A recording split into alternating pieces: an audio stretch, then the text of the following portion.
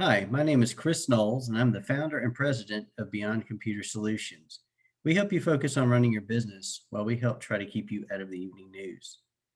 Did you know that right now your passwords or other information might be available for sale on the dark web? I'm sure you would like to know, and I am actually going to show you a way that you can find out for free.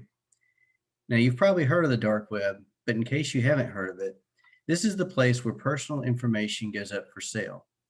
So right now, I'm going to actually share my screen and show you how you can find out if you're a victim. So first of all, I'm going to start sharing my screen.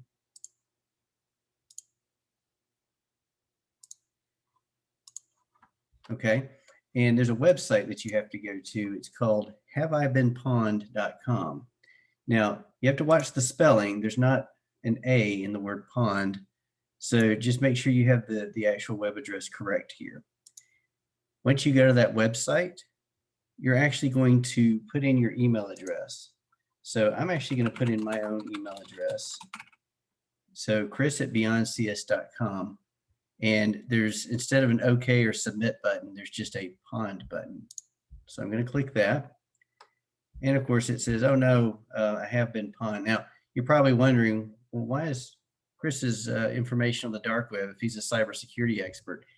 Well, let's talk about that for a minute, because you have no control really over whether or not a major company that you log into every day is going to have a breach. So, you know, your passwords could be very secure and they could still end up out there.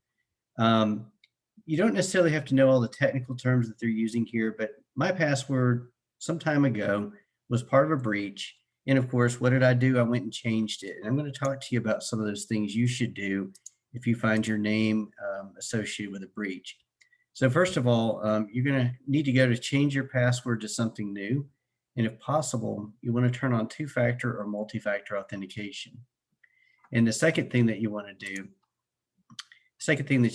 actually is to go in and use a password manager like LastPass, or use your browser to save passwords. That makes managing the complexity and the differences in all your passwords a little easier.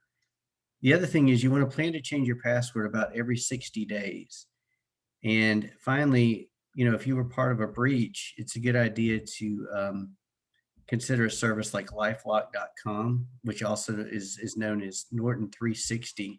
Now, I don't necessarily recommend their full suite of antivirus products. There's actually better products out there, but they do have a great service to make sure that if any of your information is on the dark web, or if your credit card number or your social security number has been used to try to open a new account, they will actually monitor and alert you. The main takeaway from all this is that, you know, again, you want to make sure that you're changing these passwords and that you've been trained to kind of recognize the tactics that the threat actors are using. And for that, we have some free training videos available. If you'll reach out to me here on social media, I'll be happy to share that with you. There's also some additional subscription services that we can provide to help secure your environment. If you liked this video, I hope that you'll like and share it. And until then, have a great day.